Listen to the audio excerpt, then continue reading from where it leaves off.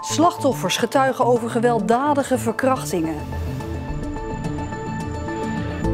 Het is donderdag 17 oktober. Dit is Zeeland Nu. Man verdacht van 6 ernstige zaken. Strijd tussen zoet en zout. En €60 leefgeld per week. Kan dat? Dag dames en heren. De rechtszaak tegen een man uit Vlissingen die wordt verdacht van het verkrachten van 6 vrouwen heeft een tweede zittingsdag nodig. Vandaag begon de zaak tegen de 34-jarige man. Het bespreken van waar hij nou precies van wordt verdacht nam een hele dag in beslag. Het speelde zich allemaal af in Vlissingen in 2017 en 2018. De man kwam in contact met zijn slachtoffers via datingsites. Na 1 of meerdere afspraakjes kwam het tot seks. Daarbij zou de man geweld niet uit de weg zijn gegaan. Hij wordt verdacht van het vastbinden, bedwelmen, slaan en verkrachten van 6 vrouwen. De man zit sinds januari vast. Bij de rechtbank in Middelburg staat Mercy Kamermans. Mercy, hebben de slachtoffers ook hun verhaal gedaan vandaag? 5 van de 6 vrouwen die waren aanwezig in de rechtszaal. En 2 van hen die hebben ook echt zelf hardop een slachtofferverklaring voorgelezen. Nou ja, dat is natuurlijk altijd een heftig moment. En ze hebben gesproken over de psychische gevolgen die dit allemaal voor hen heeft gehad, maar ook de fysieke gevolgen.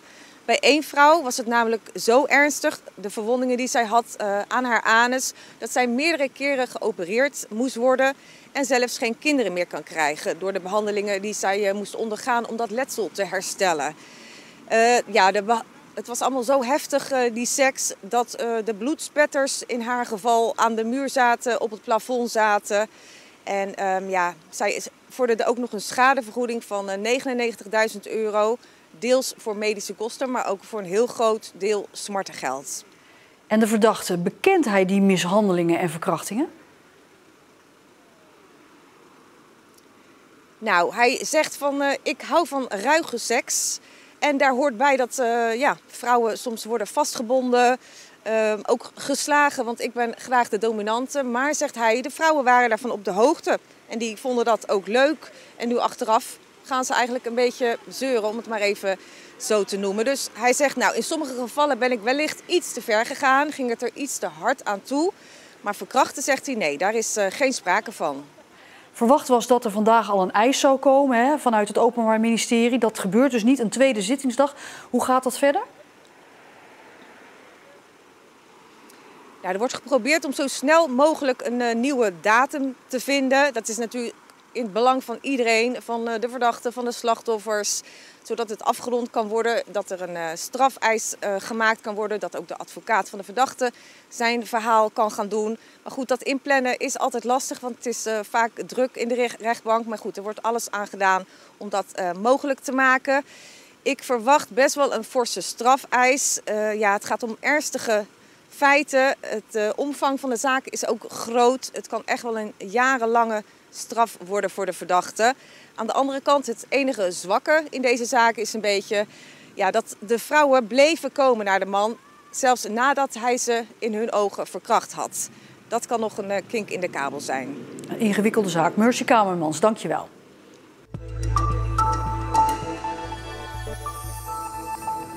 Boerenorganisatie ZLTO wil niet dat het Volkerak Zomeer zout wordt gemaakt.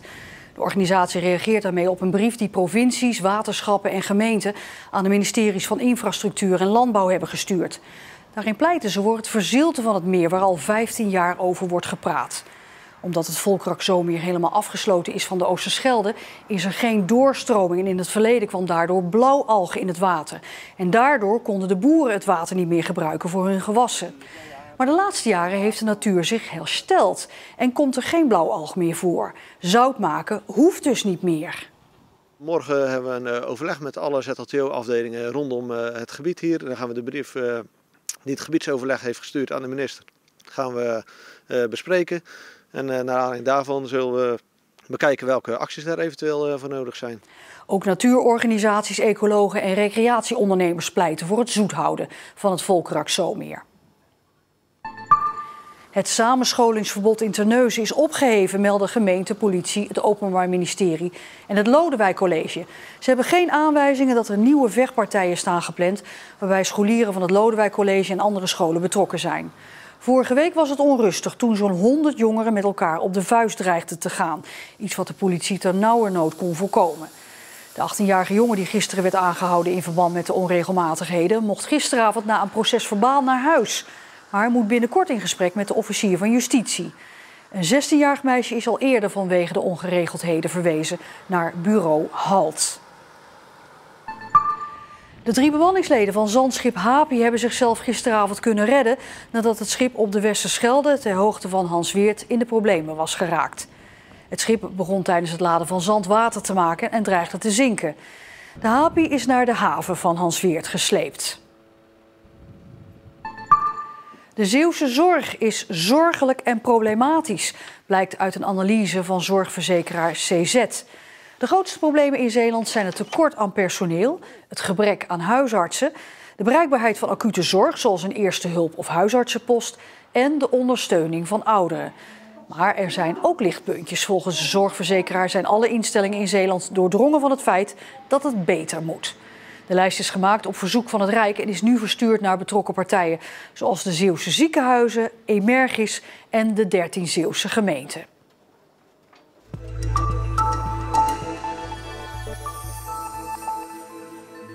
Twee weken leven op de armoedegrens. Het Middelburgse SP-raadslid Petrushka Sterk ging die uitdaging aan. In aanloop naar vandaag, Wereldarmoededag.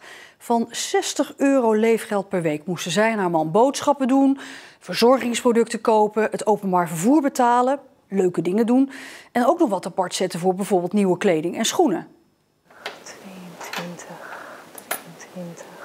Jij bent de uitdaging aangegaan om 2 weken lang van het minimum te leven. Hoe is de eerste week bevallen? Nou, dat was heel confronterend, moet ik zeggen. En ik heb natuurlijk in het verleden wel heel veel gesproken met mensen die zo rond moeten komen. Dus dan zou je zeggen, je hebt ervaring genoeg.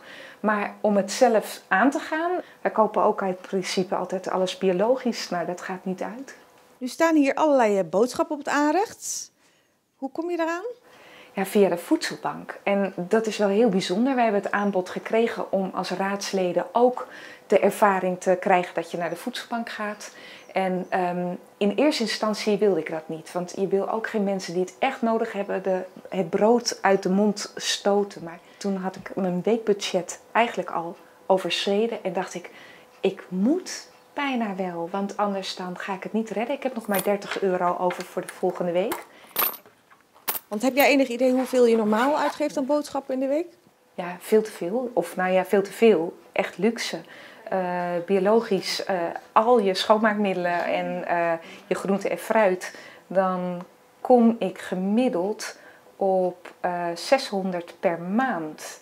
Dus dat is echt gewoon heel veel. Dat besef je dan opeens van, ja, nu €50 per week. Ik ben in 1 week 2 kilo afgevallen. Dus zo hard gaat het. En mijn man 3 kilo. Nu denken sommige mensen misschien ook wel van, ja, €60 voor 2 personen moet ook wel te doen zijn in een week. Ja, moet te doen zijn als je alleen voeding neemt. Dat is mijn praktijkervaring nu. Het kan, maar je kan er niks anders bij. En mijn schoonmoeder nodigde ons uit voor de film. En we hebben gezegd van, dat kan alleen als jij ons trakteert, want daar hebben we geen geld voor. Wat heeft deze week je nou gebracht? Confrontatie, gewoon met je eigen gedrag. Maar ook gewoon het besef dat ik al over 2 weken vanaf ben. En dat anderen soms 3 jaar in deze situatie zitten van voortdurend bewustzijn van, kan ik dit wel, kan ik dat wel? En dat vind ik heel eigenlijk schandalig om in Nederland zo te ervaren. Dat voor zoveel mensen praktijk is.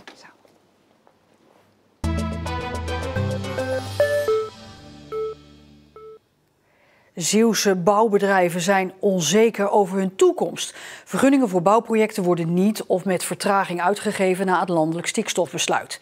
Het is wachten op nieuwe wetgeving. En zo langzamerhand maken bouwbedrijven zich echt steeds meer grotere zorgen. De telefoon die staat de laatste tijd behoorlijk rood gloeiend, zowel naar mij als naar onze verenigingsmanager. En er komen heel veel vragen van onze leden binnen die zeggen van, ja, hoe moeten we hiermee omgaan? Want er zijn toch verschillende bouwbedrijven en ook infrabedrijven die met de hand in het haar zitten van, ja, hoe moet dat? Dus het is gewoon van een grote noodzaak dat die vergunningen wel op gang blijven of op gang gaan komen. In mei zette de Raad van State een streep door de wet Programma Aanpak Stikstof, ook wel PAS genoemd. De pas voldeed niet aan de Europese regelgeving over stikstofuitstoot.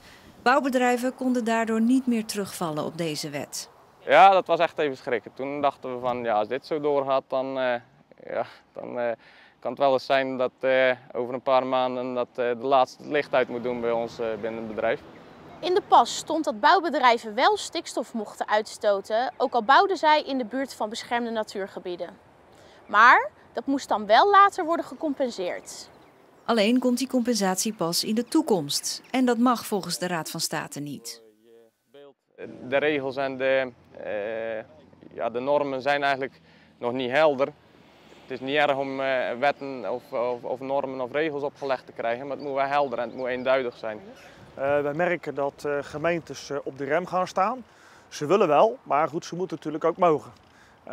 Dat betekent dat er gewoon extra berekeningen worden gevraagd en ja, die moeten ook weer beoordeeld worden. En dat houdt je werk gewoon op. Dus je schuift al snel gewoon 1, 2, 3 maanden op. Er zijn al wel ontwikkelingen. Voor het bouwen van energiezuinige woningen worden weer vergunningen afgegeven. Maar er zijn natuurlijk ook nog een aantal projecten waarbij je dat niet voor elkaar krijgt. En dat zijn bijvoorbeeld projecten die dicht bij Natura 2000 gebieden liggen. Natura 2000 gebieden zijn alle beschermde natuurgebieden in Nederland. In Zeeland zijn dat bijvoorbeeld de Ooster- en de Westerschelde, maar ook de Ierseke Moer en natuurgebied Westerschouwen. Als we vooruitkijken, dan hoop ik dat de oplossing voor het stikstofprobleem dat die er heel snel komt en dan ook definitief komt. Zodat we weer met een positief verhaal vooruit kunnen kijken. Net een crisis achter de rug en we zijn blij dat die op dit moment ver achter ons ligt. We zijn het bijna vergeten omdat het op dit moment zo druk is. Maar aan de andere kant, als de vraag naar aannemerij, zeg maar, naar bouwwerken weer instort of afneemt, ja, dan verwacht ik dat er gewoon weer een crisis terugkomt. Vanochtend viel her en der een bui, maar ook de zon kwam door. Vanmiddag klaarde het helemaal lekker op en werd het een heel behoorlijke 15 graden. Nou kan er vanavond eventueel wat onweer aankomen en ook trekt de wind dan aan. En dat zullen we morgen overdag ook nog gaan merken. Opnieuw wisselvallig wordt het de komende dagen. Hopelijk wordt dan de zondag weer iets droger. En na het nieuws is er weer een aflevering van Zeeuws Meisje met het rode meisje en haar 2 vaders. Zie ze staan daar, die meid. Leuk hé. Rood is de kleur van de liefde. Rood is waar eigenlijk alles voor staat. Rood is de kleur van het bloed. Rood is wat door je heen stroomt en wat iedereen herkent. Rood is schoonheid. En rood is de wereld. Dat dus zometeen, gevolgd ook nog door het langere weerbericht voor Zeeland met een blik op de komende dagen. Meer Zeeuws nieuws vindt u op onze site en op de Omroep Zeeland app voor uw telefoon en tablet. Ik wens u nog een hele fijne donderdagavond.